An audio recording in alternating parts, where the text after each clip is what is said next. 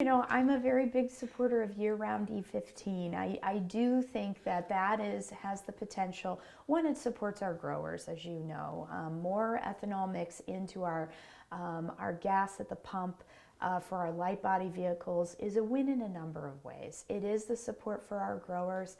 I believe also it's going to help us bring down gas prices. I think it's a part of helping to unlock what I believe is important to be energy independent. I think biofuels is an important component to energy independence and bringing more energy online here domestically manufactured. Utilizing our corn and soybean that we grow so much of here in central Illinois. And an added benefit to this is why I say it's a win-win-win, is it does also reduce our carbon footprint. Using more, an E-15 blend is going to reduce our carbon emissions. And so it's a win for all of us in central Illinois. It's why it has a lot of bipartisan support. We continue to kind of move the ball forward on that. I think that's really important we continue that fight. You mentioned the carbon footprint, and ADM has gone a long way to control its carbon footprint. But in the last couple of weeks, there's been some news about its sequestration problems. And I didn't know if you had any thoughts about that or not. Yeah, I'm a believer in the technology around carbon capture sequestration because I do believe that it is an important tool as we're trying to reduce carbon emissions. That said, with the news that's come out of ADM, obviously all of our top priorities is public safety. But I think as I have talked to both the EPA and ADM, it's very clear public safety is not something that is at risk in this situation, but I think it is something that we need to continue to monitor. I would continue to advocate that ADM work hand in glove with the EPA to make sure that they're taking all necessary precautions to make sure that public safety is protected and that we have a path forward here.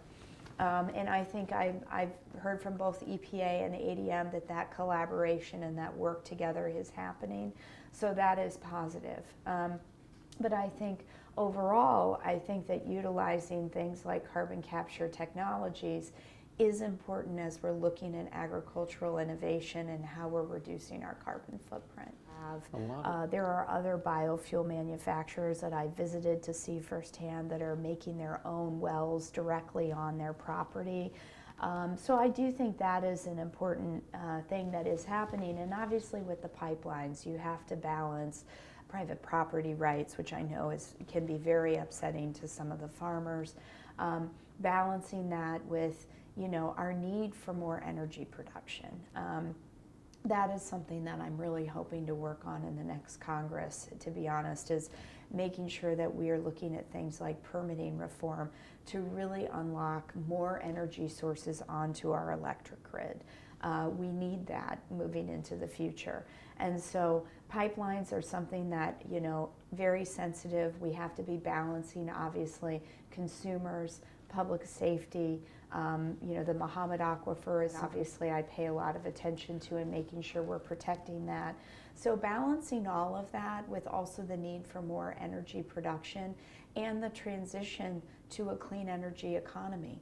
And like I said, I think that carbon capture sequestration is something that is an important tool in our toolbox to getting there.